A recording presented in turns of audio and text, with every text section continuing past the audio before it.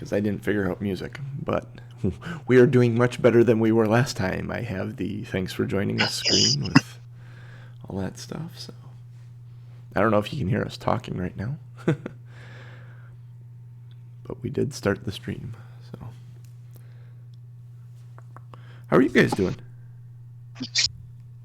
Now that we've got all the technical shit out of the way. Well, I went down to Oshkosh and watched the first game of the season where my daughter got to perform in the color guard for that. Nice. So that was cool. Got shockingly a little too much sun yesterday sitting in the stadium. It was cloudy and stuff, but like got home and was like, oh yeah, I top of my head's a little burnt. That's never a good thing.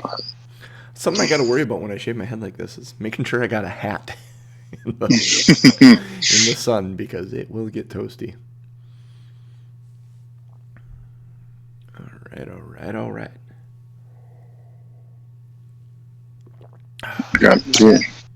I had a different kind of adventure so far this weekend. Yeah, I heard about that. And that's going really well. That is awesome. Considering I'm considering the same thing, so it's good to hear that someone that I know is.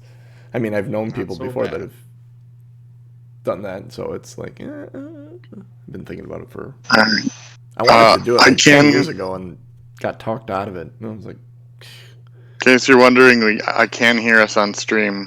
Okay. I see that it's the thanks for joining us logo and stuff, but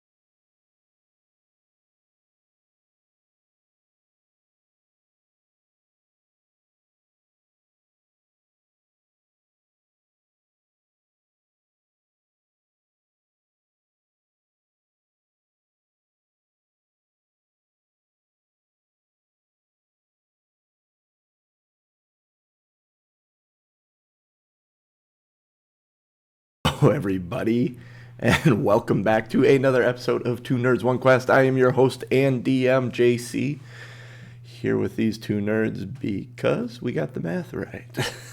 As you can see, one Tom M. Norm is missing this morning, so we will be revisiting the adventures of Snooker and Jan. And I have we're experimenting with like Old Bear Rodeo and some new stuff this morning. As you can see, I have Norm's backdrops, which is much better now. Instead of my overlay and my quick grab a Two Nerds One Quest logo and throw it in the background. As I get better and better at this, hey, maybe next time we'll have music. Something I realized I did not have today. These gentlemen sitting in front of me, that's two ghost shirts in a row. Ryan Kukta, how's that going, buddy?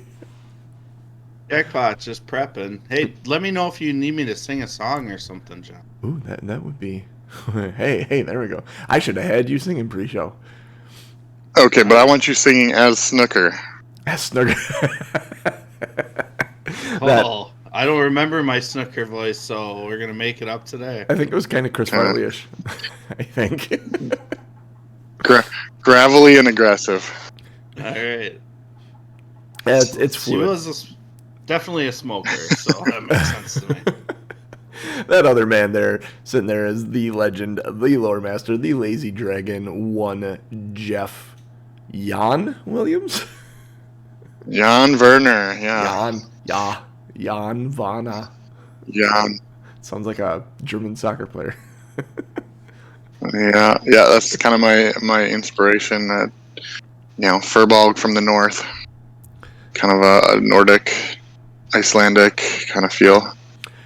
Just so everyone knows, I did clear the showbot, so if you want to put titles in, please feel free to do so. I don't know how Tom does it. I don't have the stream itself up anywhere, so I have enough going on DMing, so I won't be dropping titles in there. I may mention that would be a good show title, and that's about what I'll do. I'll get there, too, sooner or later. I don't know how he always has all the windows open. Perfect. All right. So Snooker and Jan were success. Oh, you have a recap. Yeah. Jeff watched it all last night. I should not allow him to do a recap because it was a 2.5 hour show.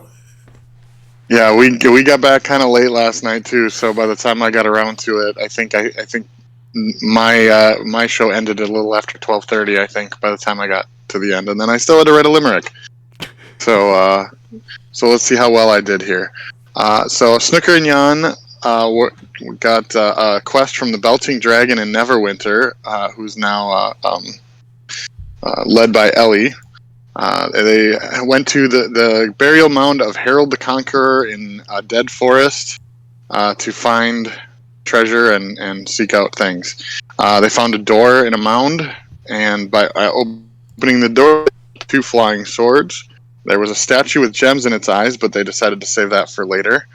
They found a stone ship that was covered in treasure, and one treasure box happened to be a mimic that they had to fight then. The next door had a sword on it. Inside they had to fight 4 skeletons, but they did find the invisible sword, Wind Cutter, of Harold the Conqueror. The next door had a skull and crossbones on it. They went in and found a throne room with the giant skeleton of Harold the Conqueror, they assumed, wearing a crown and carrying a book. The book was the player's handbook, and after taking the items and trying to leave, Harold got up off of his throne and started chasing them with 2 ghosts, which then they had to deal with that. Again, successful. They went to the last door in the crypt. It was a wooden door. Inside were 2 skeletons, a plaque, and then some items on a table. They took the items on the table. One of them was a skull that made them feel a little woozy. These skeletons did not come to life. They just kind of stood there. On the plaque, there was a code that Snooker was able to reference the player's handbook to open a tunnel. Let's see. There was some treasure in that tunnel, some more treasure, and then it dipped into some liquid, which we found out was oil, and there was likely a flame trap waiting to roast somebody. But it turned out that it was just a tunnel that was a secret passage to the back of the throne room to avoid some of the other things. On the way out, they decided to take the gemstone eyes out of the statue, and after taking the first one out and getting sprayed with some kind of a gas that made Jan go berserk and attack Snooker for 5 rounds of hilarity and basically using up every trick in the book that he had, they decided to leave the one last gem in it and head back to the Belching Dragon to cash in their treasures. So we find them, I think John said, a week later. After a couple weeks later. Enjoying the company in Neverwinter. And for your listening enjoyment, Snooker and Jan completed their first stint of the Belching Dragon's employment. So no matter what attacks, you can sit back and relax, as it's all for your viewing enjoyment. Very, very nice. Very, very nice. Nice work. I forgot one pertinent detail of what I was doing. I needed to find a location. So it is just, I got to pull up a map real quick. But yes, that was... oh, come on, open the flipping map.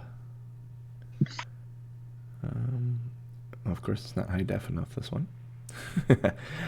I will be with you in a second. So you guys actually ended up in... back in the... after about a week or two of rolling through... Neverwinter, spending your wares, enjoying your time. Pocketbook's getting a little light again, and you think it may be time to seek out more adventure. So, of course, what better place to go in Neverwinter than the Belching Dragon, your one-stop shop for all your adventuring needs, quests, gear, ale. So, you find yourself back in there, sitting at the counter enjoying an ale, and Ellie says, "What can I do for you, gentlemen? You look like you're in need."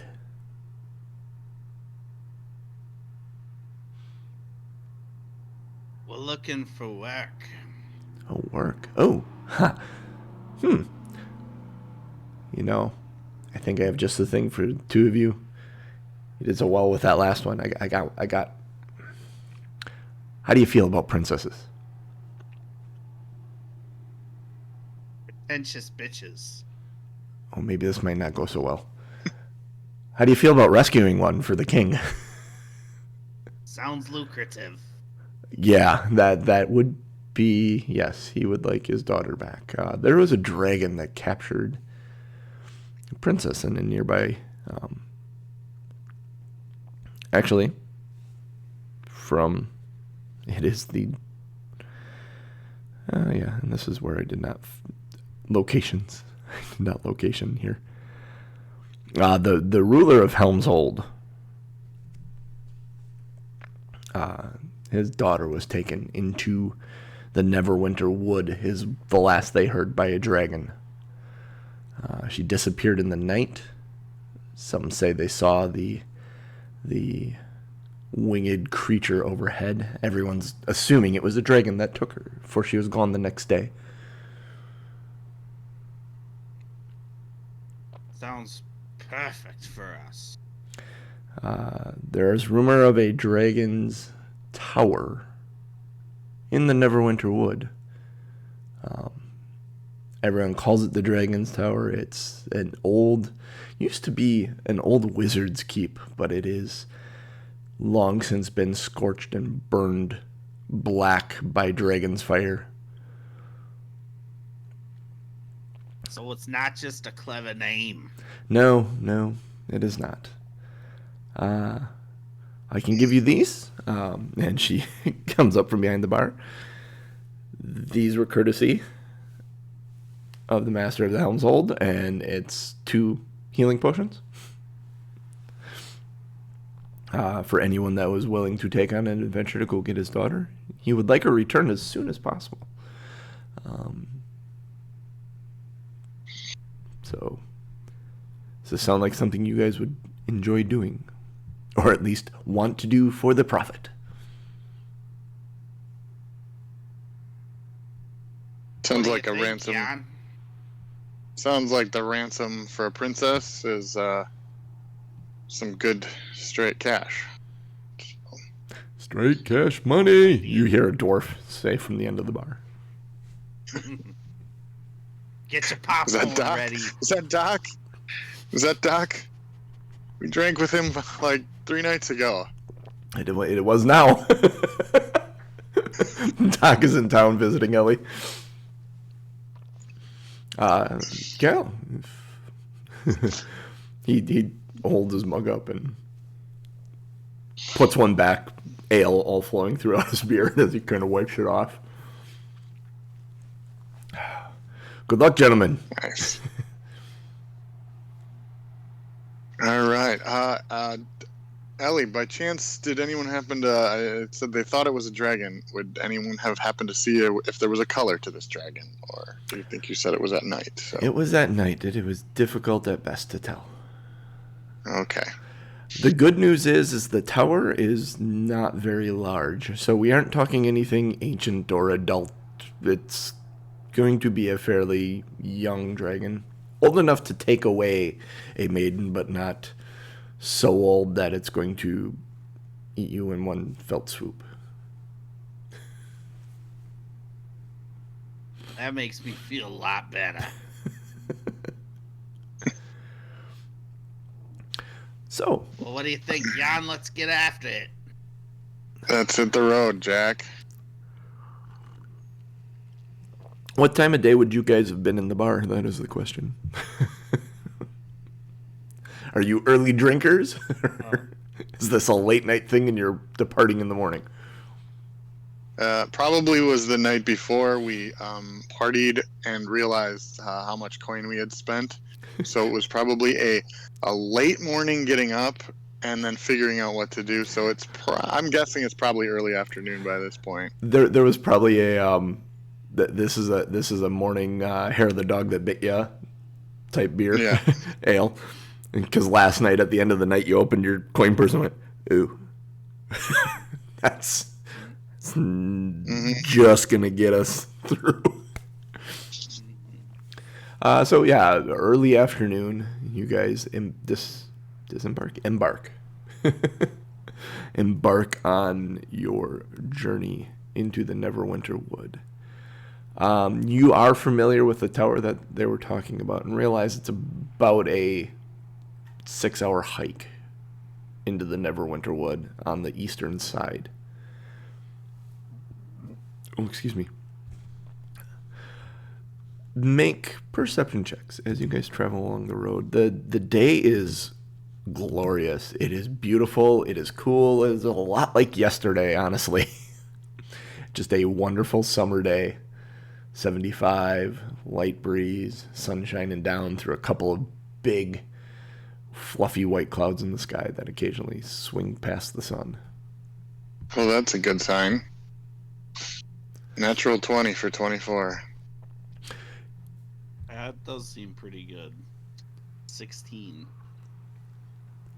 Even the 16 is really good. You guys don't come across anything. As you are rolling on the trail, in fact, it's remarkably empty.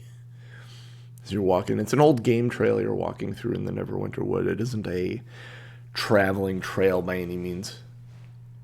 There aren't a ton of people, but you would have at least expected to see a few animals on the way. The closer you get, the quieter it gets. The couple of birds you did hear eventually, as you near the opening of the tower, you hear something before you see it. The silence is broken by the bickering of voices. Higher pitched, broken common speaking voices. As you come around the side of the opening, you're in the woods, you can see there seems to be 3 creatures, little humanoid, like halfling sized creature just bickering and pointing at a door at the base of the tower.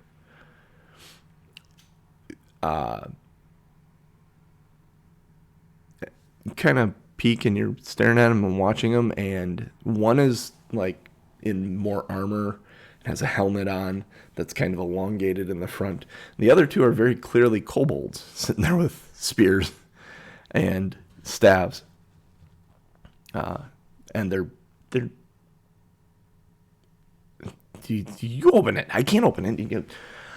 I tried turning the knob and it's locked, and I don't know how to unlock the knocking. It's locked. Just open the door. You hear a lower voice from that metal armor. And they're bickering back and forth. What would you like to do?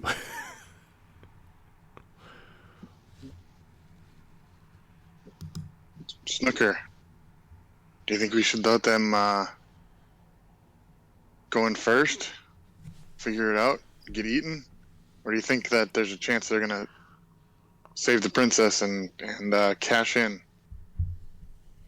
Well, if they save the princess, we can always barter, trade, and steal.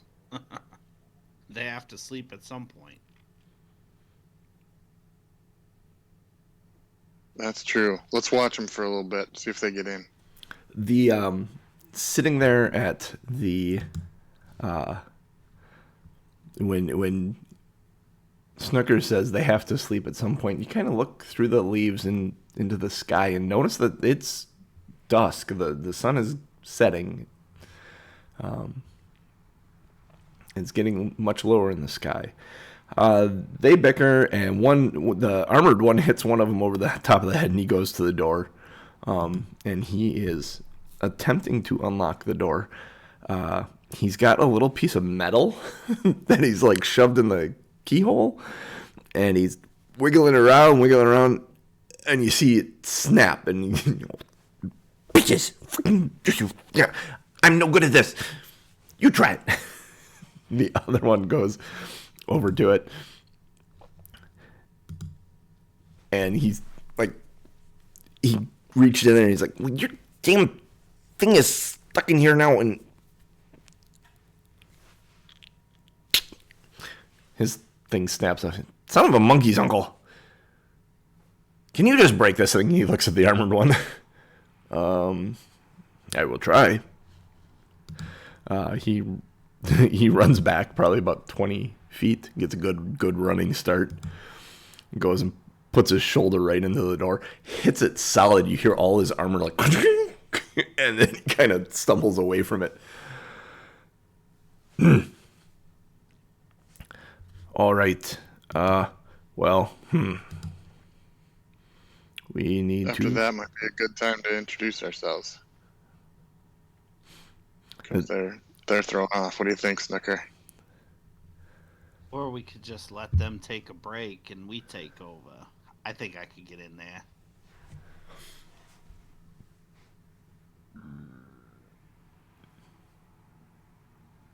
Yeah, considering neither of us have dark vision, we probably want to get inside before we need torches outside. So do you approach them then, out of the woods? Are you just stepping out, or are you going to sneak up on them? I think we'll just step out, right? Yeah. You want to flank them? I can step out. I'm a big guy. They'll definitely stare at me. Are you sneaky? Yeah, that makes sense. You get their attention, and I'll give them 3 minutes to go sneak around the side or somewhere, and then I'll just step out. I am going to do this then, quick. This is not something you guys will see, but the chat will. So you are sneaking around the outside. You're going to go like over here then? Come in from this side?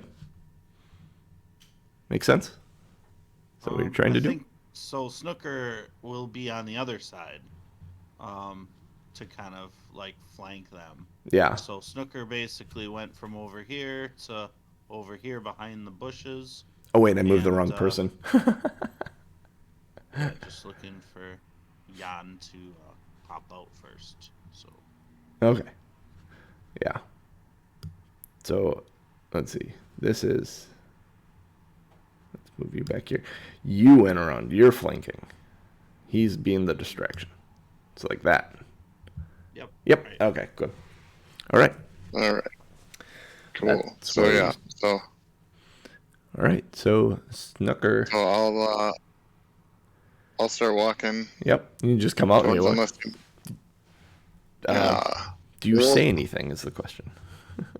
yeah, I'll definitely get their attention because I want their attention focused this way. Well, hello there.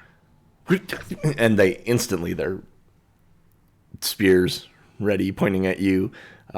The one actually kind of had dropped his spear, and he's looking at you, but he's trying to pick up the spear at the same time and not succeeding very well. Then finally gets out. Where are you? I'm a non-threatening, almost 7 foot tall, beefy furbolg. So I'm not doing anything Who are you? intentionally to be threatening, but I'm huge compared to the little kobolds. You're big one. What does the big one What want? are you guys up? What are you guys up to? Trying to find the dragon. Oh, looking for some fame and fortune? No, trying to save the dragon. Save the dragon? Yes, from the witch. Oh, is it? Oh, there's a witch. Yes. The witch took our dragon.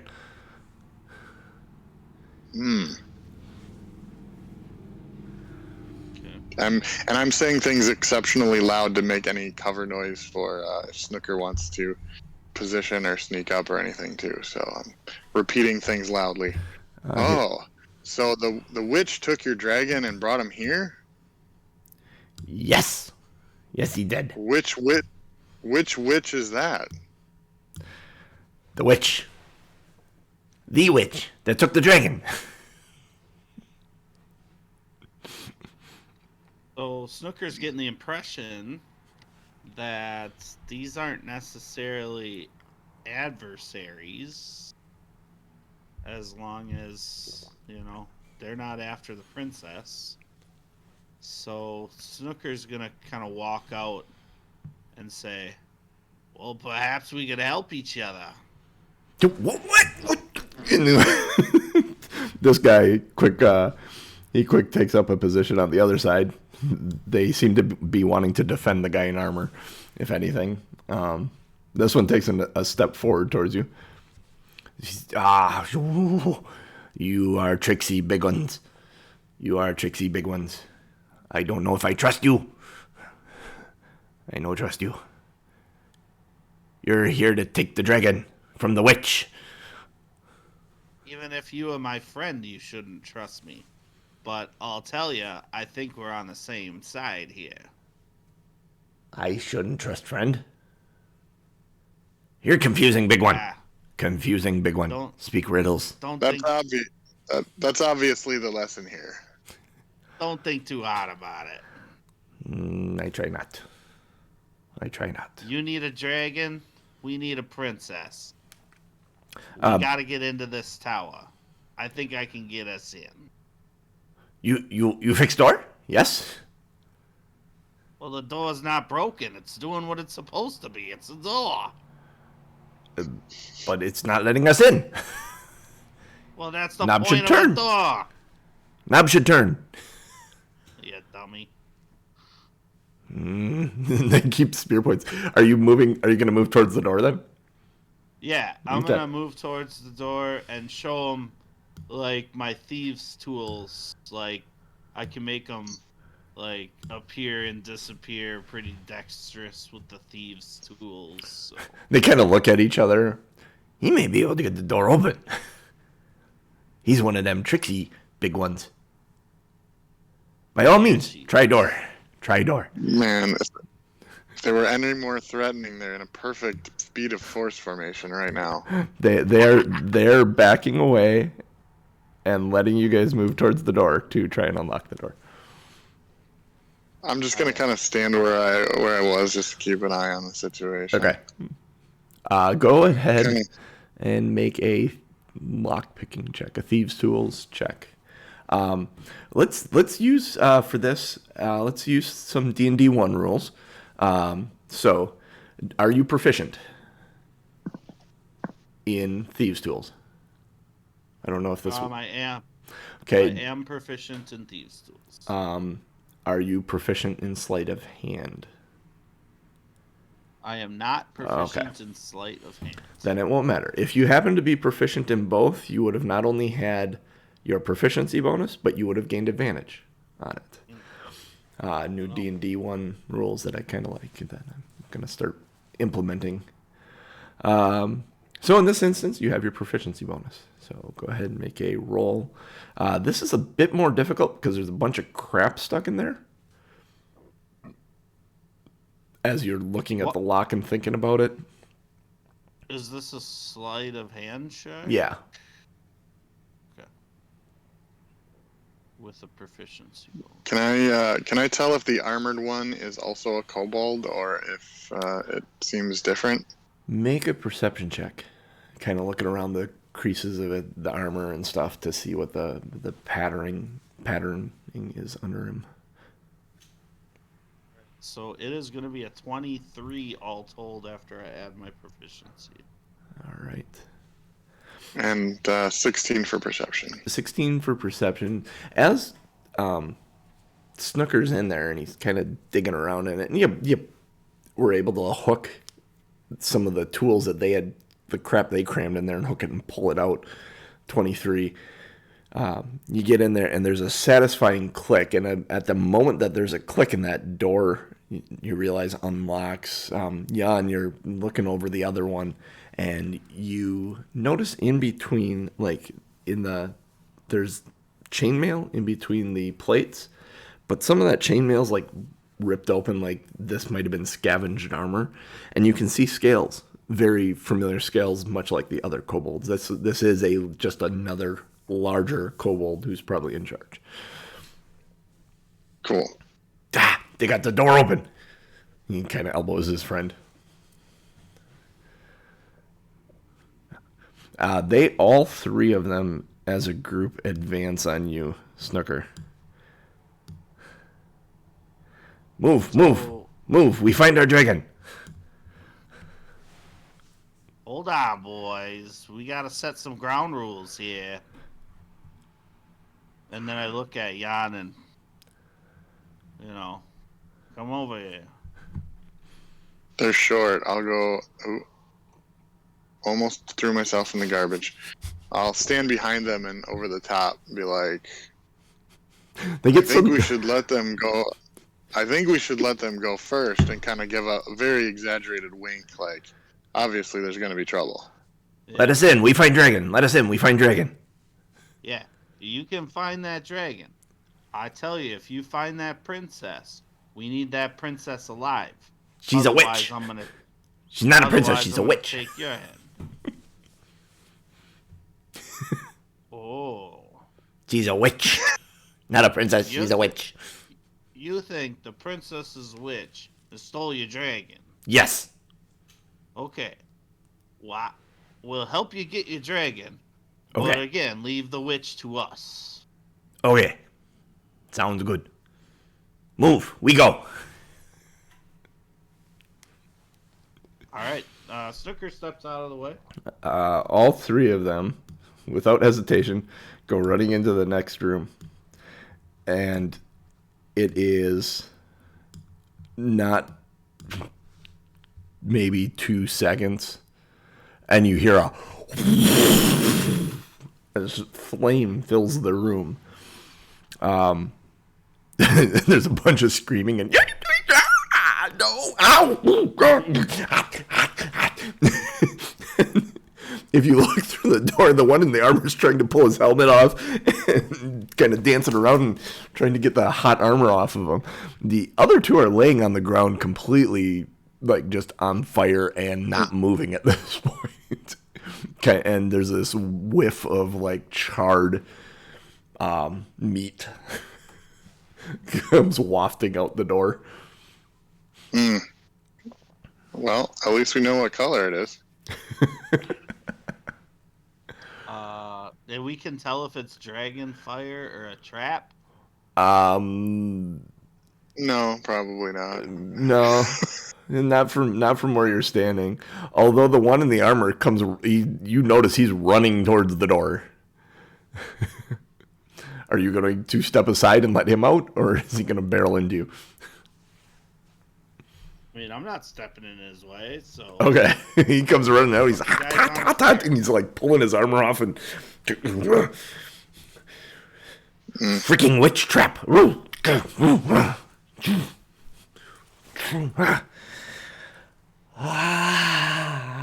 He kind of sits back on a stone that's right there. Hot. Watch out for tiles. What's going on in there? This trap. Click. Ooh. All right. Keep an eye on the floor then. Friends. Bye-bye.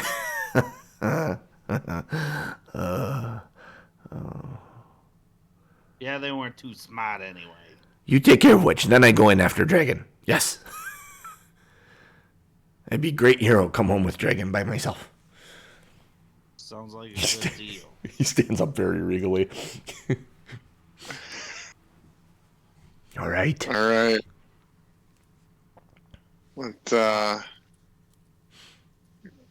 Keep your eyes on the floor then. Yeah, I think so as we kind of inch our way into the doorway, try to identify, like trying to find one of the tiles that might have been tripped. Yeah, go ahead. See if we can identify what makes it different than the other tiles. Go ahead and make an investigation check.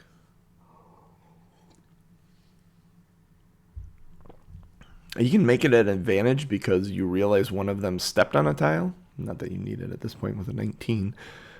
Yeah, 19 was a good one. 20 is better. 20 is better. So. It doesn't take a lot to find it. It's the lead kobold. Let's see. This guy, he went running out and he sat down out here. These two are dead. But this front guy, this tile right in front of him, right by the door there, is in front of you is these two large stone doors. It's a double door that would swing inward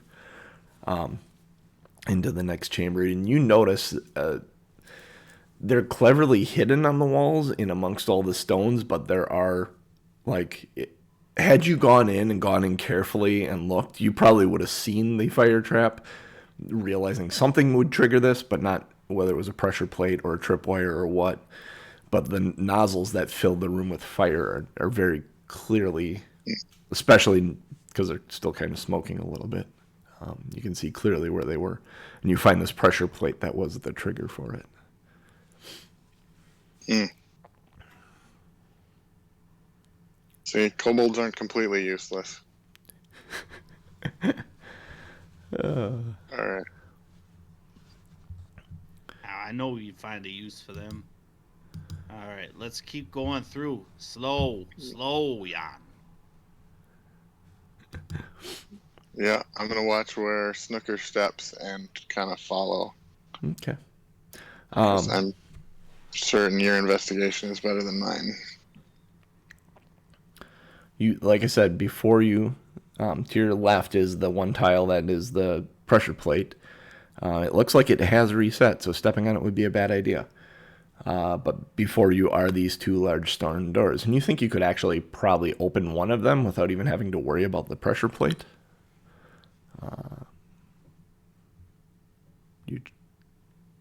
What would you like to do? I should say. I don't want to lead you. Is there anything else in the room besides decorative stonework? 2 dead kobolds. Yeah. This room is pretty much just a fire trap. There's nothing, anything in this room that would have been in this room was burnt a long time ago. Look, do you think them kobolds had any gold on them?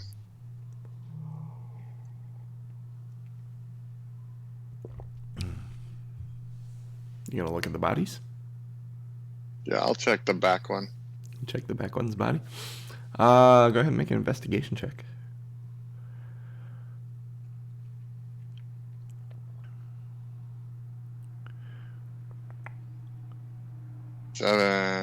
Seven. You do find a coin purse on him, and it jingles pleasantly with like clinking metal. And you open it up, and it's just a little bunch of like tin scraps and bolts and metal pieces that he's found, and he put in this thing to kind of represent money. You get the idea that he may have been trying to present himself as a richer kobold with a fat stack of cash, but he didn't. It's just metal pieces inside of a pouch. Yeah, I'll just hang on to the pouch. You never know. Yeah. I'll leave all the stuff in it. You could actually, if you want to put a note on it, go ahead and throw caltrops into your inventory, because this would definitely act like caltrops if you threw them over the floor, and then just put a note like on it that's kobold junk or something like that. That's cool. That's a good idea. Want to check the other one? Yeah, I'll check the other one. Go ahead and make an investigation check. The spears that they were carrying are kind of all like charred, and like if you go to pick one of those up, they kind of fall, like they break. So you pick them Wasting all my good rolls now, but this one's a 20, so 23. 20. Looking over this body, you do find a pouch, but it's got like two copper in it. But if you look at his boot, there in the fold of his boot, there's another pouch, and you find a small pouch that has 6 gold in it. That's hidden away. Cool.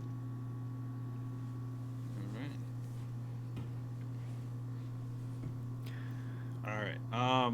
Where's the exits of this room? Straight, you see the 2 lines in the circle? Like, you know what I can do? Oh, here, I can do this. Don't go left. Old Bear Rodeo. This is awesome. Right here, these doors. Oh. I remember. I have a pointer. So cool. Is the other kobold? Is he staying outside? Yeah, he's just sitting outside. He's waiting for you guys to come take care of the witch, and then he'll go in after his dragon. All right, that's a good idea. All right. I'm gonna turn to Jan. I'm gonna try these doors. Alright, watch out for more traps. So I'll check the door for traps. Alright. Make an investigation check.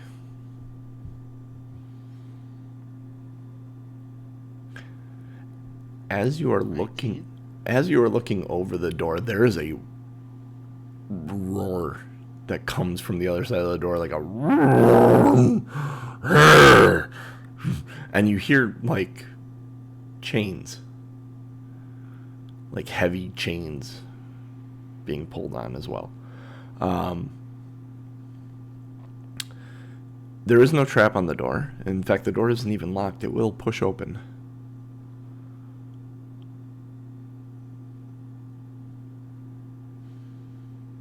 Point to Jan and say this door's not even locked.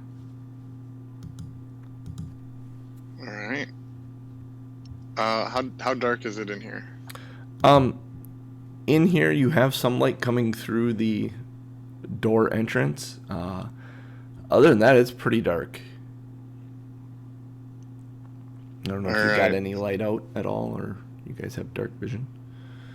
Neither of us, I don't think, unless you've got some special warlock. For bulks don't. So, I'll wait till we get to see if there's light on the other side of the door, but then I can produce light or produce flame in my hand as a torch. But we should probably light up a real torch at some point. Push the door open, Snooker.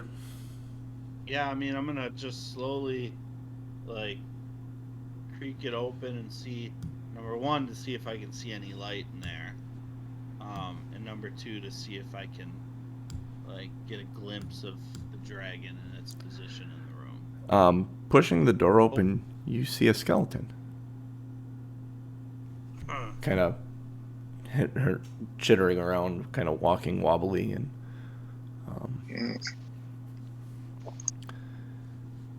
Cool. After our last adventure, we're professional skeleton exterminators.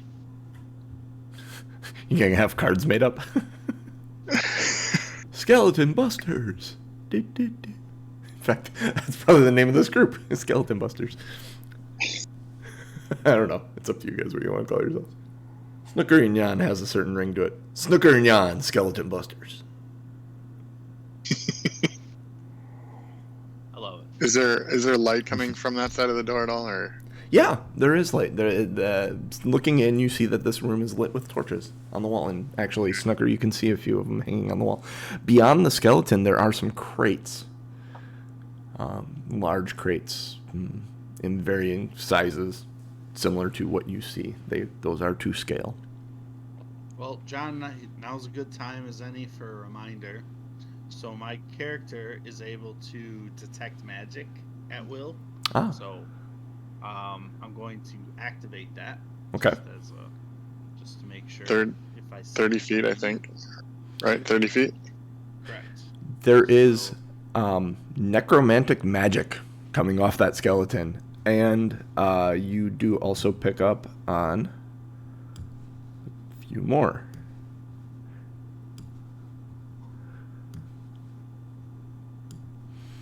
So you pick up on 4 necromantically magicked skeletons.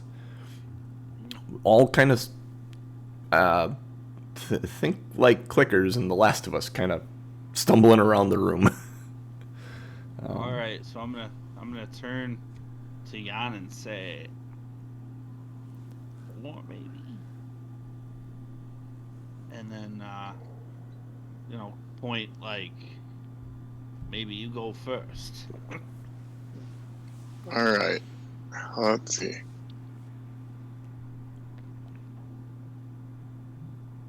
So, a large creature is like a 10 by 10, but can move through a 5-foot space. Is that how it works?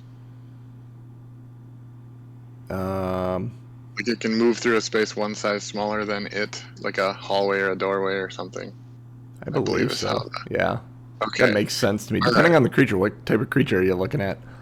Okay, I'm gonna go with this because the moving 20 feet thing sounds fun. I'm going to just be like, Snooker, hold the door open on 3, and I'm going to start running across the room, avoiding the pressure plate, and make sure 10, 15, 20, 30. Okay, so the one that he could see first, so when he pushes the door back, yep. I will near the start of my run, I will use my wild shape into a giant goat. Into a giant goat. Yeah, I've never been a giant goat before, so this will be fun. Fantastic. And I will make a charge. The goat's ability of charge against the first skeleton on the left.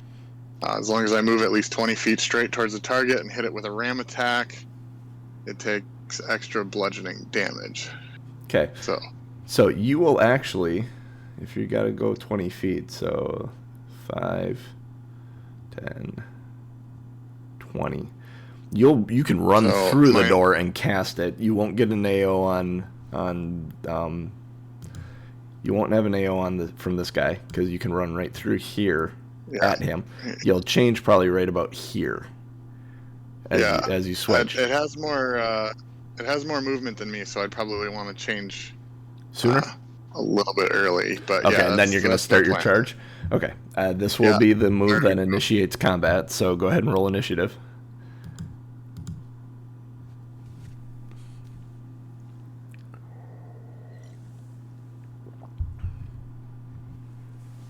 Oh, okay. Ooh, that's a good thing you initiated everything. It usually makes sense like that. All right, and we start. So let's take care of yours. Can I label these somehow? I don't. You'd probably have to name them. Yeah, I don't know if there's. Oh, hey, label. Ha! I can. You gotta use the right keyboard, though. Oh, this is great. I love this. Old Bear Rodeo, you got some good shit going on here. I am digging this. Because now you guys can see this and reference them as well. As these. Nice. All right. So you go charging in on A. Go ahead and make your charge attack. All right. This is going to be interesting because I got to keep flipping. Oh, that might not be enough. Hello, it is just a skeleton. All right, so the roll is a 6. The bonus is... It's one thing that... the bonus is a +5 to hit. So 11? 11. You miss. As you coming up towards him. He's got a short sword out and a shield, and he brings that shield up and just ping, off the shield. He turns around, and this is the start of initiative, and swings his short sword at you, trying to hit you in retaliation for the charge. 7, I'm assuming, does not hit you. 7 does not, but it only has an 11 armor class. 7 does not hit you. So then, this guy. Oh yeah, I do have my selection tool. Okay. 5, 10, 15, 20, 25. He's going to move to you because they have 30 feet of movement. He's going to swing at you as well with a short sword. Sure. That one's an 18. Oh, yeah. He thrusts the short sword at you for 5 points of damage, piercing damage. Sure. C is actually going to shoot from where he is. He pulls a short bow off his back and shoots at you from where he is. That's a 7. That misses. And Ooh, nice. D is actually... I'm a giant goat. I'm a goat. He's going to flank you up here. Get to D. And he's going to swing his short sword at you. And that is a 10, which does not hit. Oh, just missed.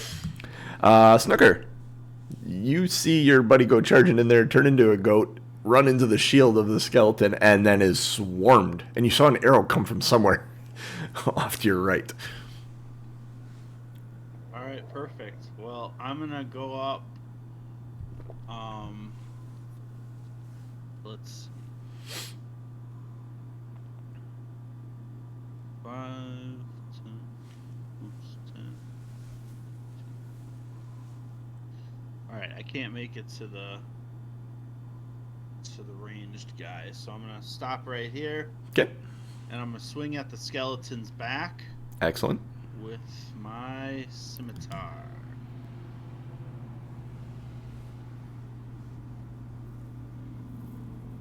Rolling good today. 24 to hit. Nice. Nice. Oh, that's interesting. Yes, 24 hits. And 9 damage on that? 9 damage, yeah. He does not look like he's doing so hot after that. And then, I think, so 2-weapon fighting. Yep. You were hitting with a scimitar and a dagger in the last show. Yep. So that would be 18 to hit. 18 definitely hits. And just a little bit of, 4 damage. 4 damage. How does this one die? That is just enough to off him. Nice. Get it right at the base of the neck, and I pop his head clean off. The head kind of pops off and rolls on the ground, and, dunk, dunk, dunk, dunk, dunk, dunk, and it just goes whoosh. And there's like dust and stuff that kind of splatters as they're not splatters, but whooshes out as the pile of bones falls in front of you. Awesome. Actually, you know what I can do? I can take him and throw him in the garbage now. All right. Actually, and I will clean up the dead kobolds as well. We know they're there. That was your action, bonus action movement, and so that moves us on to Jan. All right. I know it's not the most tactical of maneuvers, but I'm gonna turn and go after the one. The ranged one? All Yeah. right. You're going to get 2 AOs on you. Yeah. First one is a 17. Yeah. For 4 piercing damage. The second one is a 11. Just got you. Just got me. For 3 piercing damage. They aren't rolling very well on their damage. That's good. I was banking on that a little bit. So I will now. So this is this plus 5. Grab me and just get you in that square. Okay. He's not in the square either. So 9 plus 5 is 14 to hit. 14 absolutely hits. Nice. All right, good. So if I hit, then I get. Clear this. Okay, so it's 2d4 plus 3, and with the charge is also an extra 2d4. Cool. So it's 4d4. All right.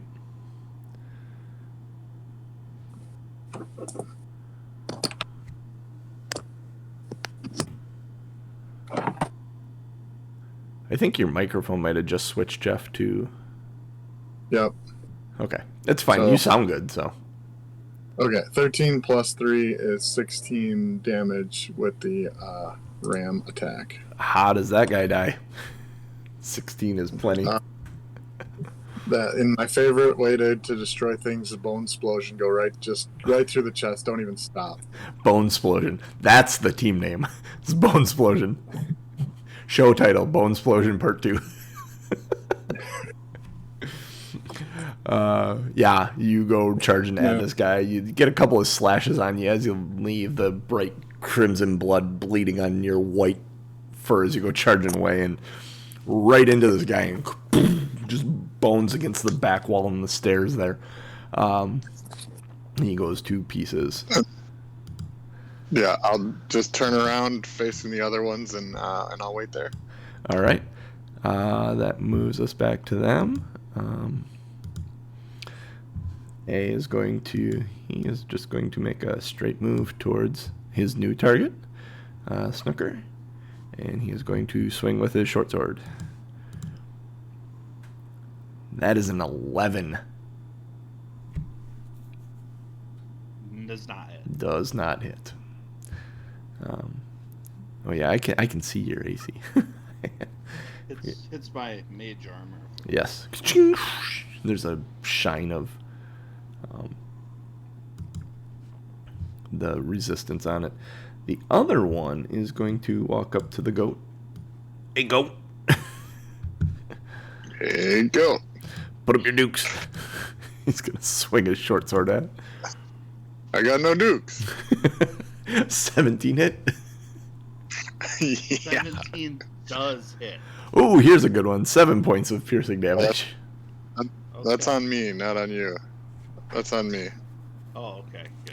Yeah, that one moved across. They only get 1 attack. How many points? I should have my eyes 7. on the map. 7. That's exactly how many goat points I had left. So the goat goes I pop back into furball. poof, and suddenly becomes very tall. Oh, you button hooked me right back there. Perfect. D-button hook. Then, let's see, that is him. Snooker. I just want to let you know that I absolutely the show title already. Yeah? So, like, before it came up. All right, cool. All right. Did you say it was my go? Yep, it is your go, Snooker. You have one guy standing in front of you, just swung a sword at you unsuccessfully. Yeah, I'm just going to hack his brain, or hack his head off. So, scimitar attack again. All right. Not good. 10 to hit. 10 just misses. Oh, not just misses. They have a bit more AC than that. This is disappointingly. Yeah. And then I am going to just swing with the dagger. Swing with the dagger. Okay. to get. Man, and it is a 1. Ooh. 6. That was a nat 1, you said? Yeah, it was. You stick your dagger in there, and you actually get in between the rib cage of it, and when you go to pull your hand out, I need you to make a strength check to try and pull your dagger back out. It's getting stuck in the rib cage. A strength check. Yeah. Well, 16. 16, yeah. You pull through, and one of the ribs on him actually just snaps. He just kind of looks down and he looks at you. It's actually going to do a point of damage to him because it's damn near the highest strength that I can have. So you want to use your movement at all, or are you good? No, I mean I'm good. I really want to stay engaged with this guy. So sounds good. I'm not sure he wants to be married, but we'll move on to Jan. Fair. Jan, you are yourself again. I'm myself again. You, yourself, and I. I've got pull out my club and bonus action shillelagh to light it up, so it'll be a magical attack. And I will swing it baseball style. And this is bludgeoning damage, huh? A club? A club would be bludgeoning damage. 23 to hit. Yep, that hits. And since it's shillelagh, it's a D8 plus 4. So 4 plus 4 is 8. How does this one die? Because it is vulnerable to bludgeoning damage. It seems to do a lot of damage to him. All right, I'll swing through just under the rib cage, catching the backbone and just sever it, and then the top kind of clatters down. Nice, very nice. That guy is gone. Grab him and put him in the trash. Then I will just move up in support. Perfect. And that's it. Your sudden motion towards him surprises him, and he turns and swings at you with his sword. For a 16? That hits. For 3 piercing damage. They have rolled. It's a D6 for their damage. They have rolled on the top half of the dice once for damage. And it was the 7 points at that one point. Yeah. He does not move. He's raises his shield and he's ready to stand his ground. Snooker.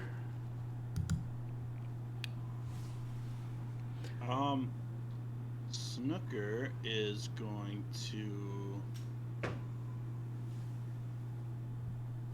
Let me see here. I think I'm gonna try to. Is he taking any damage? Yep. 1 point from when you pulled your dagger out of him. Perfect. I'm gonna toll the dead on him. Excellent. Nice. So he needs a wisdom saving throw. Wisdom saving throw from our skeleton friend here. Hey, wisdom is not a good thing for him. 9. Not good enough. So he'll take 1d12. Ooh. What kind of damage? Is it necrotic? It is in fact necrotic, if that matters. It does not. I don't know. Didn't think about it. But... Oh, come on. 1. 1. Death of 1,000 cuts. Wow. I mean, like, the funny thing is if you've been paying attention, they have 13 hit points.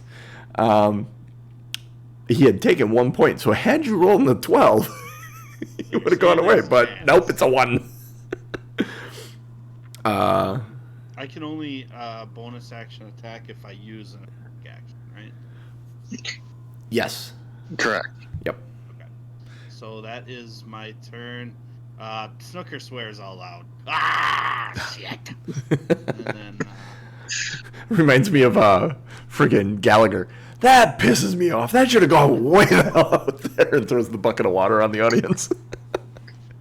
This legimatic. I'm just gonna say, Jan, I guess you get it. like it was a competition. Well, if I hit, That's true. if I hit it. Go All ahead. right, We are on Jan. Swinging that club again. Oh, yeah. Which, as long as it hits, it's... Oh, no. You can find me in the club. 12. Just 12 to misses. hit. Just misses. They have a 13 AC. 13 hit points, 13 AC. Right. Yeah, I don't have anything real exciting to do, so that's it. All right. So that moves us back to him. He is been poked at. He's like indecisive. He's going back after Snooker because he's the last guy to hit him. That is a 21 to hit. I know that hits. That's 4 points of piercing damage as he stabs his short sword at you. Still, he got his shield up. He's not relenting. He is not running. He is not going anywhere. Snooker, we move that back to you then. All right. Well, I'm gonna try to hit with the scimitar then again, just to try to, I don't know, do more damage, I guess. Okay. So, 19 to hit. 19 does hit. And so this should be good. 8 damage. 8 damages. That is fantastic. And I'm attack with the dagger. Oh yeah, bring the heat. And 8. 8 does not hit. You don't get it stuck in his ribcage this time. Tink off the bone. Yep. And then yeah, my turn's over. Moves us back to Jan. Yeah, while he's distracted. Yeah, shit moving along quickly. Stay there. Yes. All right. That's 22 to hit. Oh yeah. And I'm coming straight down with 7 points of bludgeoning damage. 7 points of bludgeoning damage. How does this guy die? Yeah, straight down. Straight into the ground. Drive the skull into the floor. And you tag it in the skull. When you hit the skull, it actually concaves the skull, and the skull drives down right through the entire body. And when you hit the ground, the skull and everything just away into pieces. We are out of initiative. Nice. Bonesplosion. Hashtag Bonesplosion. Cool. And that was nice. Minimal resource battle. Yeah. I used a wild shape, and you used. Oh no, that's a cantrip, right? Yeah. So you took 4. You took 4. I took 3, and the goat took the rest of it. So yes. Well, so here's the unique thing about my character for those at home. When my warlock reduces a creature's hit points to 0, which I did once in this battle, I gain 7 temporary hit points. Oh, so nice. Effectively, when I got hit, it just took off of those temporary. So hit points. So you're still full strength. You're still more than full. Excellent. Nice. At that moment, you hear a roar again, and pulling on chains, like large, heavy chains. It seems to be coming from below you. There is around the room. We see some stairs. You see the stairs to the right. There are the crates to the left, piled up in the corner. You are getting a magic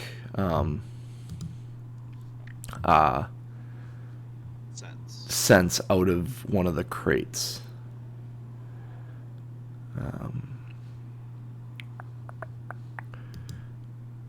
I need to find. Here we go. Well, I'm gonna tell Jan. Before we leave, we gotta check out those boxes. Something might be in there. I feel it. Cool. I'll leave that open. That's perfect. All right. All right. I'll go over and start checking these out. I remind Jan to tread carefully because of the potential for traps. You walk over there without any issue. There are no traps. There's a sudden panic moment when you realize, oh shit, I might have stepped on something, but then you breathe a sigh of relief, realizing you're over there without triggering anything. Yeah, I figured if the skeletons are wobbling around in here, there probably can't be too many traps. But you never know. You don't waste a lot of time with the other crates. Snooker's got a very good idea which crate is emanating a magical presence. You go in that crate and you start pull the lid off of it, and you're tossing through all the hay and stuff. Because it's your detect magic spell, Snooker, why don't you go ahead and roll D100 for me? Ooh.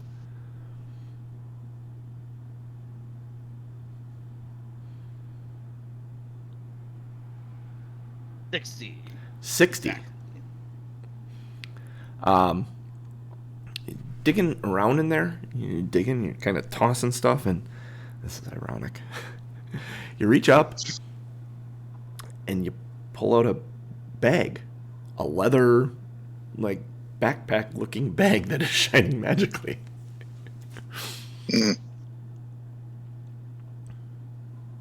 Cool. What is it? What is it there, Snooker? What'd you find? I probably have seen it before. If you've seen a bag of holding, yes, you have seen one before. So I imagine I've seen. It's a legendary bag of holding. Should have had. Wow. Should have had something inside there, but it looks empty. Dude, do you dump it out? I've Do you never- dump it out? Yeah, I've never I'm actually gonna try seen to one. Fish around in there. You See if turn there's and you- anything in there. You dump it out. You're reaching around in there. You're thinking about stuff to try and grab, and you can't think of anything. But you grab the bag of holding and you dump it out. And as you tip it over, copper just comes pouring out. You had thought of gold, you thought of silver, but the entire contents of what a bag of holding could hold in copper. I'll leave Jeff to do the math on what that is, but it is copper pieces. And a lot of them. Dump out. They keep dumping out. You get to the end and a couple are falling out, and they shake a few more out of there. And Snooker goes, oops.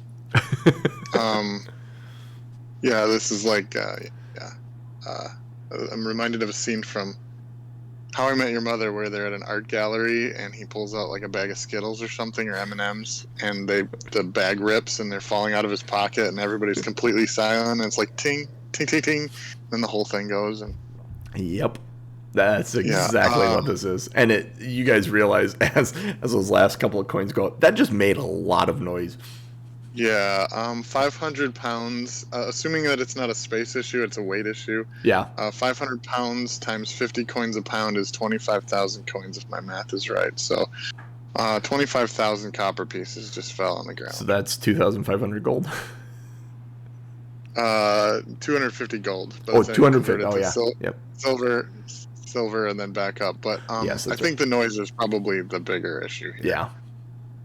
We'll And if come you'll- back for the copper later, I don't think that anybody's gonna be picking those up one at a time. Make a perception check as you dump this.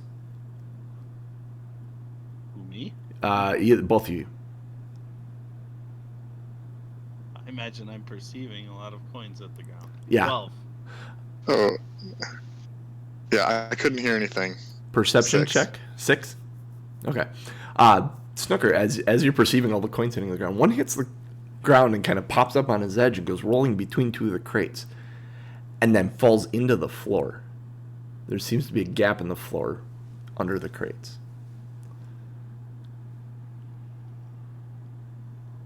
Alright, I'm gonna ask Jan to move the crates. Because my Crate. strength, not so good. Great idea. That moves the map. So you start moving the crates, and it reveals there's a trap door under the crates with a like ringed handle. Okay, so the stairs that we see, is that going up? Yep, the stairs go up, and then you have a trap door below the crates that goes down. Okay, and the noise we're hearing is down. Correct. Hmm. And the stairs lead up? Yes. I'd be tempted to see what's upstairs first so that we don't have stuff sneaking up behind us. We're looking for the princess, who is less likely to be in the basement than the top of the tower, but the top of the tower was damaged, right? It's dark. It isn't like broken. Like it's like fire scarred, but not like the roof was all made out of stone and everything. So the tower stands full and complete. I mean, princesses are usually in the top of a tower, right? Yeah. If they want to be saved, if they're working on some evil spells, right? And concoctions, they're usually in the basement in their secret lab. So the question is it a normal, regular princess? Is it a witch, or is it two people? Well, everybody's shades of gray.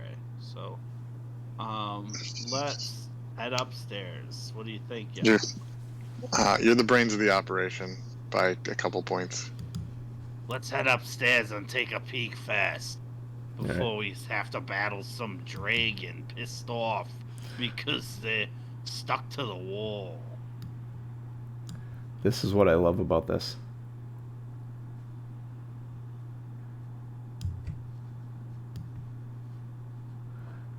I was goofing around with this and learning how to use it.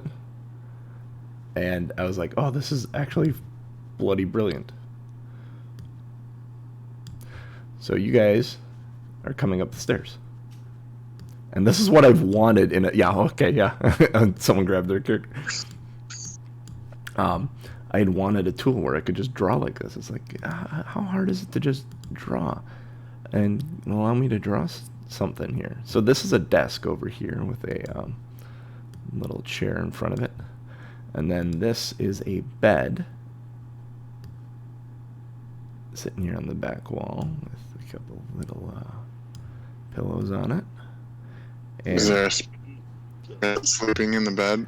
No, sitting at the desk is a dark-haired woman in a long purple robe. She seems to be writing in a book. Without looking up from the book, here, let me go like this.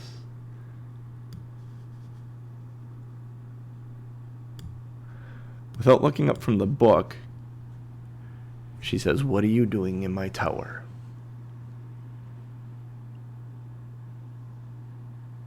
Oh, you must be very perceptive because we were very quiet. I am quite perceptive. I know. He says after dropping 25,000 copper coins on the floor below.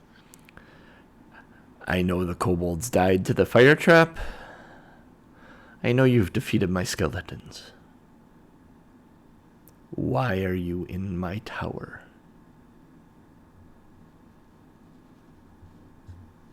A few days ago, a princess was taken from a room.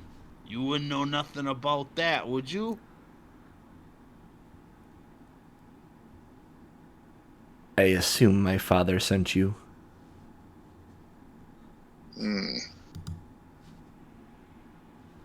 Why'd you leave, princess? The life of a princess must be all cushy. It's all cushy, but for a woman in this realm, there is no power. You are boring me. One last time, why are you in my tower? Snooker's telling the truth. We were hired to save the princess, which situation seems to have changed a bit. There is no princess here, just a queen. And she turns and fires a firebolt at Snooker. And I'll need you guys to roll initiative. Cool. So the firebolt is, let's see, it is an attack roll. So she has to, let's get this set up so I can do this. All right. So she fires the firebolt. Ranged spell attack. What is her spell? Ninth zero. Oh, here it is. There it is. So does a 22 hit you? Yeah. Let's see, it's a 1d10 as the fire bolt hits you for 5 points of fire damage. And then Snooker, you are first, her, and then Jan.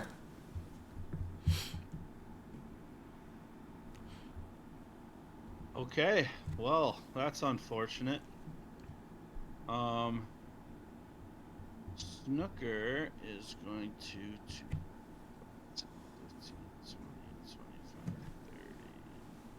30. Head across the room that way. Okay. And then I am going to lob a spell. And I just need to read something really quickly here. Weapon attack. I don't expect her to make a weapon attack. So I will...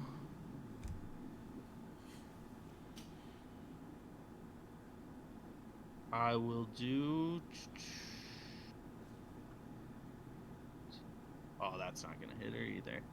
I'm going to do my mirror image spell. Ooh. And so then 3 illusory duplicates of myself appear in my space. Awesome. And duplicates move with me. Yes, they do. Anytime a creature attacks me, you got to roll to... They roll a d20 to see if they hit. You roll the d20 to see if they hit. Yeah. Makes sense. I'm familiar with the spell. Rick's using it in my other campaign right now. Okay. So there's 3 Snookers. Should be 4. You and 3 others. Oh yeah, that's fair. There's 3 additional Snookers. So there's a 25% chance that basically you roll a d20, and if it's 16 or above, they hit you. Otherwise, and then go when one's gone. It's just do that math. All right. So you do that, and you move there. Yeah, and then I do yell at the end, Princess, you better be sure what you're doing here. I love all the Snookers on the map. Oh, shit. I didn't bring the map. Let me make the map bigger again for everyone to see on the stream, because you don't need to see my ugly mug. All right. So then the princess / witch is going to magic missile at you, because that's for 3 glowing darts of magical force that don't miss. So Smart. roll to find out if you're actually hit with one of these, or if she removes all of your. So just roll a d20. If you're 16 to 20, she will connect with you as well. If it's less than 15 or less, she hits all 3 of your clones. 4. All right. So she hits all 3 of them. So the magic missile is poo poo poo, and just as quick as they popped up, they all went away. Smart. You can leave now, she says.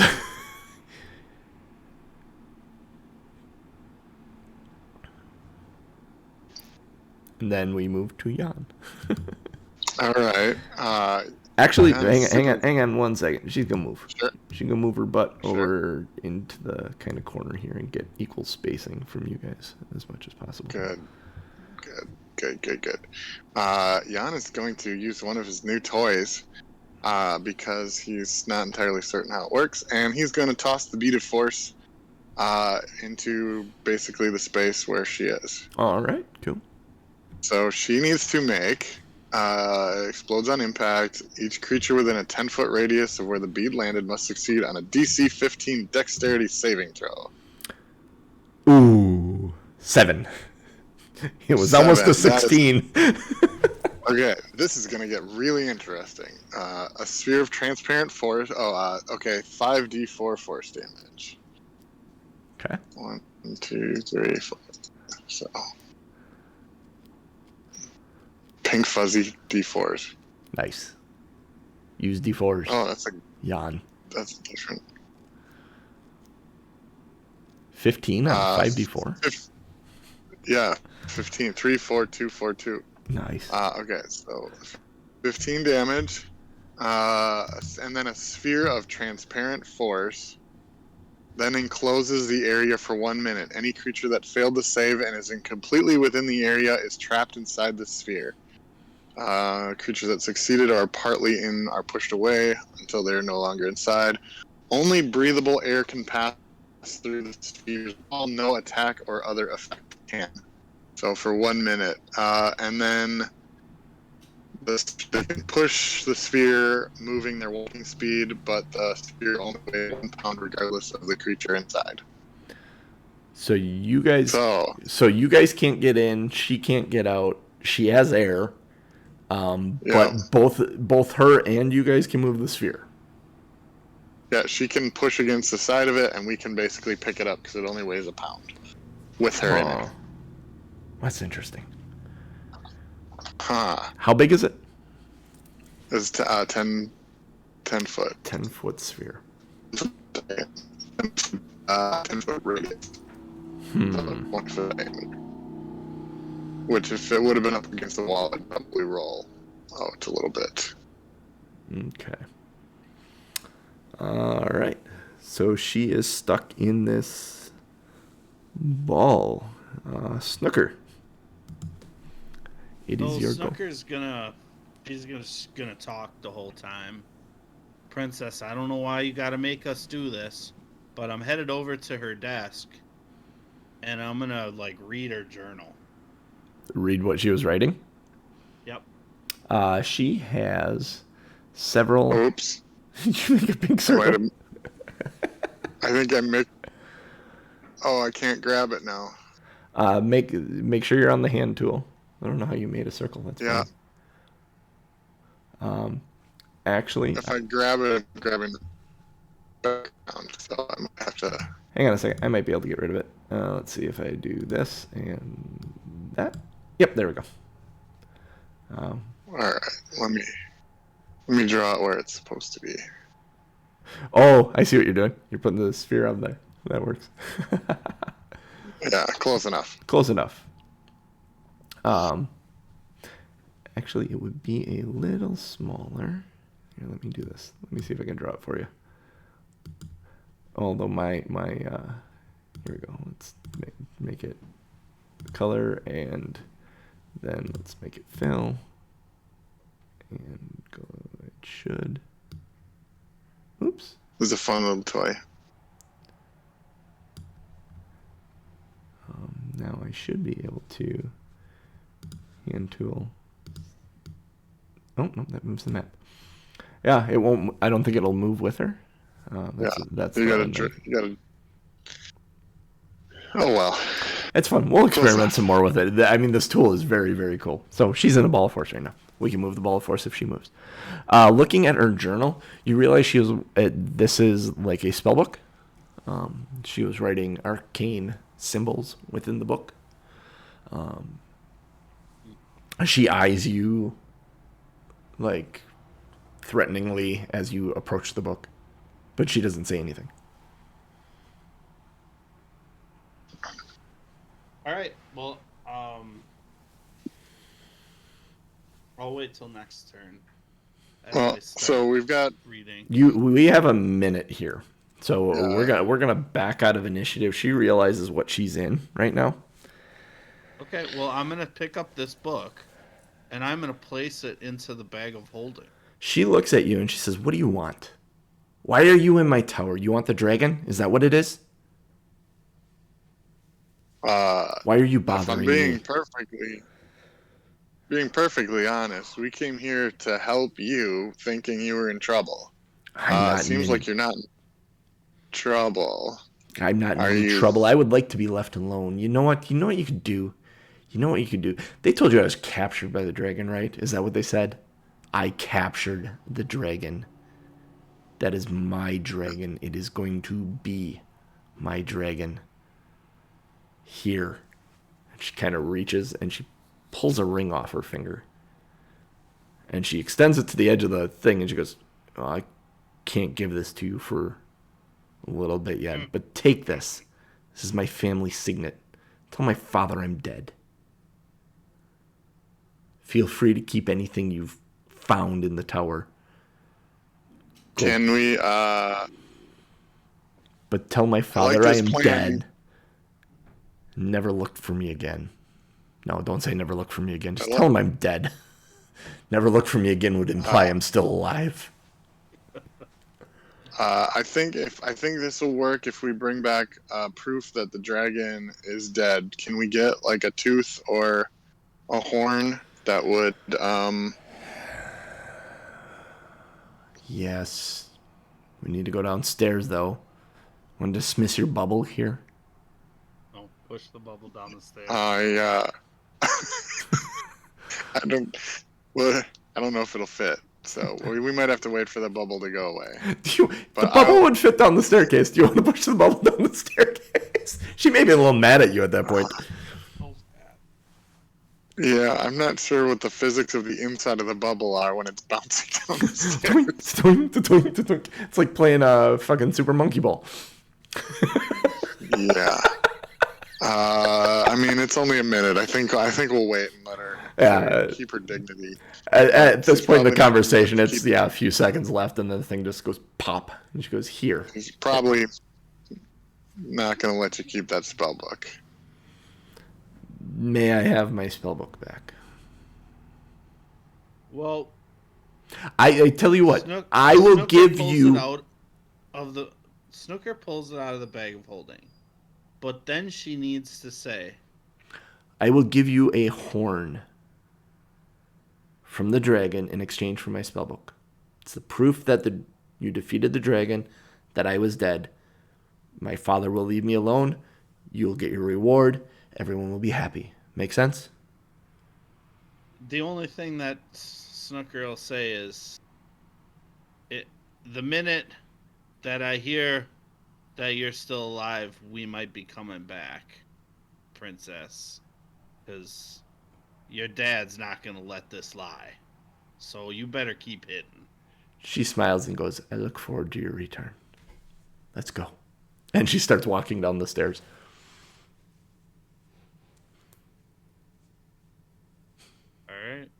All right. She gets down the stairs, and as you guys come down the stairs, she is picking up the crates with magic and sliding them off to the side, fully revealing the trapdoor. And she reaches over and she yanks it up, and there is a staircase leading down into a cellar. The dragon is raging. It's a young dragon that is raging against these thick, heavy chains that are bound around its wings and its neck and its ankles, holding it in place. And she walks up to it, and just at the edge of the chains, it's raging, it's roaring at her, and she just puts a hand out, and it immediately subdues and lays down like a dog that has been well trained.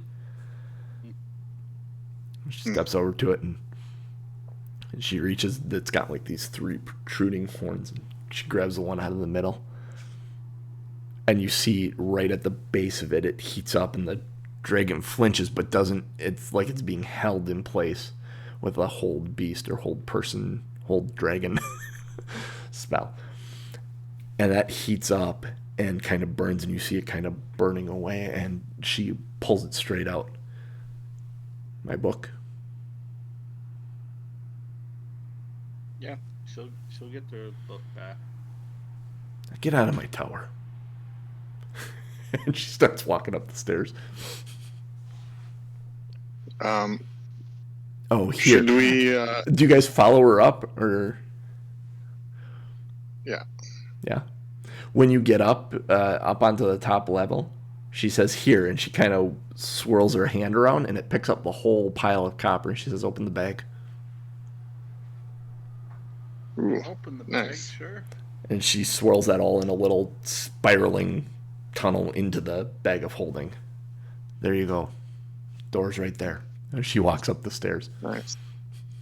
Do you have a name that if we wanted to spread rumors of of a witch in these woods to keep travelers away?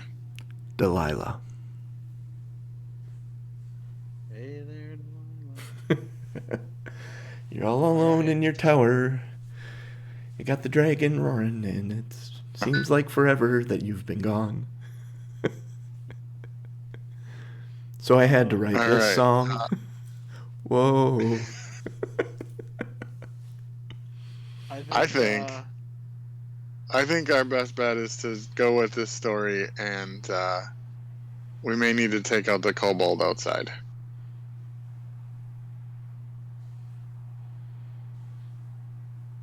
You guys step As a outside. witness. You guys head outside? Yes? Yeah. Um, Yeah. you step outside and the kobold's nowhere to be found. Okay. You do see tracks leading off into the woods that eventually disappear. Well, I think we know that the kobold has no chance against the castle witch, Delilah. Mm-hmm. The castle witch Delilah. Hell yes. I think there's no chance of that, and we have some value. We've got the signet, so I think we're good. Yeah, this was an interesting experience all around. Profitable adventure. I don't, it's getting dark out. It's probably dark by now, but I don't think I want to camp too close to the tower in case she changes her mind. So I'm gonna use two second level spells and cast dark vision on each of us. Okay. So we can walk through the night to get back. Excellent. You walk through the night. You show up at the lazy dragon, or the belching dragon. The lazy dragon. The belching dragon, exhausted, worn, but feeling victorious. You explain the situation to Eliana, and that the princess was dead. The dragon had killed her, providing the proof of the signet ring. She does say she needs to present that to the king to figure out what the reward will be. And that conversation will take place tomorrow. Mm-hmm. Yeah, and then definitely I would be interested in making sure Ellie gets to keep the dragon horn and put it up behind the bar, so that we have our own little piece of lore in dragon history.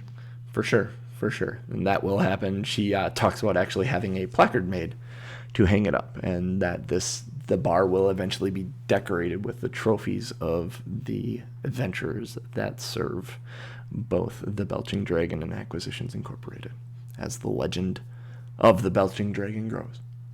Nice job, guys. Awesome. That felt good. We traded a bead of force for a dragon's horn. For a bag of holding. Oh, a bag of holding, yeah. A bag of holding and 25,000 copper. Oh man, imagine that party trick when we decide to cash that in. Yeah, exactly right. Well, thank you everybody this morning for joining us. We are Two Nerds, One Quest. I am your host and DM, JC. This is one Ryan Snooker Kukta, one Jeff Jan Williams. You can find us on, bit.ly/our fun Discord. However that works. I think it's on our credit screen that I'll throw up along with all our Twitter accounts. If you do want to support us, we do have a Patreon. That information is all on the Discord. Or listen to one of our other shows where Tom is doing this closing, and he's got all the information. So I hope you enjoyed today. Another adventure with Snooker and Jan, and I think we're all here next weekend. I think so. Tom will be back. We'll all be back. We'll get on with the Rime of the Frost Maiden and see where that is heading. So for that one, Ryan and Jeff, I have been your host and DM, JC. We will catch you guys next week. Thank you. Yeah. Stick around and vote for titles. Yes, absolutely. Vote for show titles. We'll be right back.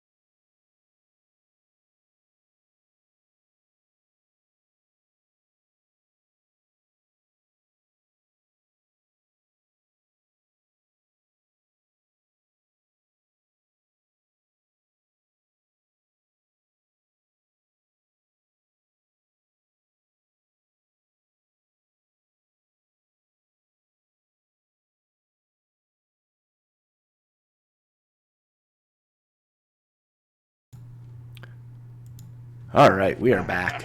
Haha. Woo! Better at this than we are. I had to pee. What was that? Scoot and Jack just put the link or put the web address. Scoot and Jack helping us out. Hell yeah! Thank you, Scoot and Jack.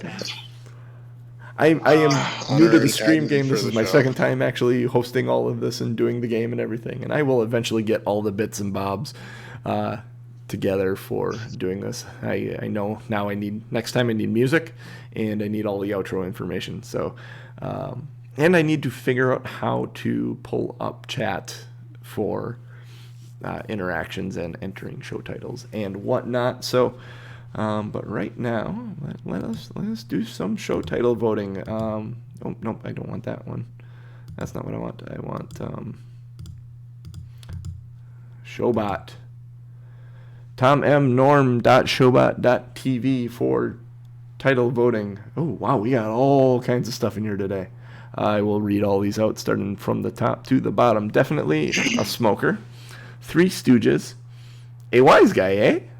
Which witch is that? Blaze it up. She's not a witch. She's a princess. Bottle caps and pogs. Skeleton busters. Goat. You button hooked me. Hashtag Bonesplosion. It's a drive. Way back and gone. Crate idea. Hamster ball down the stairs. And Pokeball Princess are the titles. Go ahead and everyone issue a vote. Oh, excuse me. I honestly... man. Oh, man. Oh, I suppose I gotta wait. I'm the tiebreaker vote this time, huh? Yeah, you're the tiebreaker. Hashtag Bonesplosion was the title of the previous episode. Was it? I think there's two extra exclamation points. Let me see if Bonesplosion the return. I think it was just called Bonesplosion. It had the hashtag. Oh, did it? And an exclamation. Yeah. That's disappointing. It didn't have as many exclamation points. Bonesplosion and put like 15 exclamation points behind it. Man, I do kind of like I mean, since Tom's not here, I think I'm going to vote to not make it a tie, because Pokeball Princess. Ooh. What did it do? I don't know.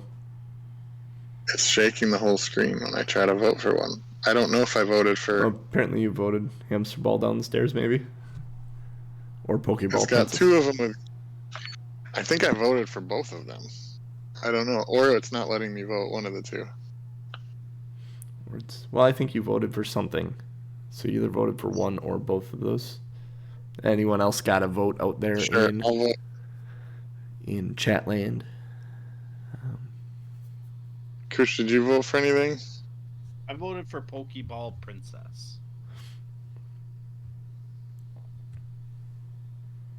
It's weird because when I tap on it, it seems there. Hamster it ball. seems to just shake. It's like going away and coming back. Like it's weird. Yeah, I don't know. Yeah, I'm voting. I would like to vote for Pokeball Princess also. So. I was like, I'm looking at the two that have votes right now are Hamster Ball Down the Stairs and Pokeball Princess, and I was going with Pokeball Princess, so I think that is the winner, Pokeball Princess. Hey, Scoot and Jack. Yeah. For your participation. Like, honestly, and it was the other one I was looking at was which is that, and like, so Scoot and Jack's come through with all the titles this week. Definitely a fun show. That was a fun adventure. I had gotten that idea a long time ago, like 5 years ago. I had heard an idea of that being turned on its ear, that the princess actually captured the dragon, and but everyone thought the dragon captured the princess. I'm like, I want to tell that story. I want to do something like that. So that's what this was all based on, and then just set up a a 5-room dungeon structure around it, and Awesome. ended up. Yeah, it worked out as a fun adventure as a one-shot. Yeah. Well, I was looking at it. I looked at the clock at about 9:30, and I'm like, "Ooh, they got to go upstairs. They can still interact with the dragon downstairs." I had no idea the upstairs battle would go the way it did. Like, no, I was fully expecting you guys to kill her and free the dragon, and have to bring back proof that she was dead. Well, my character was going to knock her out, so that was the intent. I think the best case scenario was what happened. Get her trapped, and she realizes she's trapped, and we have to negotiate. So, and the fun thing we have now is the what did we call her? The Castle Witch Delilah? Castle Witch Delilah. Castle Witch Delilah. Sounds like a great name for an adventure down the line somewhere. I mean, obviously, if she was a princess, she can't be too far off the rails yet. So, depending on how this goes for her, I mean, it might just be she just wanted some time on her own, or it could be that she becomes completely obsessed with being queen of everything and ends up being the witch that haunts the Neverwinter Woods. Yeah. And then Snooker and Jan will be the ones that are like, "Oh man, we could have headed this off at the pass," but yeah. How did you guys feel about Owl Bear Rodeo? Slick, huh? Oh yeah, very cool. It's excellent in its simplicity. Yes, and that's what I love about it. I'm like, this is what I want. And there's actually in the upper right, I mean, you can get use more features in it. There's a dice tray. Up by where it says the party, there is a little window thing. It says show dice tray. And if you click on that, it opens up a dice tray and gives you dice. So we could actually roll on there if we wanted to, but I prefer to use the D&D Beyond because all that stuff works within the thing pretty well. And I don't know what the situation would be for seeing the dice on the stream. I don't think it shows. I just rolled one. I don't know if you guys saw anything. No, because I think it's actually pulling on, because I'm logged in here twice. I'm bad guy and DMJC, and DMJC is the URL that OBS is reading. So okay. Yeah, no, it's good. It's handy. I think this would have been a great early on tool for some of our home game stuff, to just have something that everyone could see. Yeah. Obviously, using D&D Beyond and having used Fantasy Grounds, there's so much more power there. But it's also, for something like this, where you're trying to stream just a map, it's super simple and I mean very low tech requirements. Yeah. Which is good for me, if anybody knows me. And I'm like looking at it and I'm going, this is simplicity. This allows me to draw. This allows me to erase. And it gives me tokens. And that's what I needed. I didn't need anything. And the fact that I could end up labeling like the 4 skeletons was icing on the cake. I'm like, oh, this is brilliant. I don't have to remember this. I can put A on it and correlate it to the D&D Beyond skeleton A. Perfect. It is everything I wanted in an online tool without being more than I wanted in an online tool. So yeah, I have a feeling we will definitely be using this going forward. I like it. Does it allow you to pull in a background? Like if you can pull in I can actually like something from the Rime of the Ice Maiden. I just don't as know a background. I don't know if it does. If I can upload images to it, but it has all the base style. Okay. As I'm kind of cycling through them, I don't know if you're looking at it. There's a bunch of base style grids, and like woods and water and stone, and so it has everything that I really need it to be, without it being. Mm-hmm. I prefer to draw stuff because sometimes the maps that I like drawing out maps, I'll leave stuff out of them and rely more on describing what you're seeing and stuff instead of very specific interactions stuff. Like I will get the big things like crates, the bed, the desk. But But if there are any books on the desk, or if the bed's unmade or made, it's irrelevant.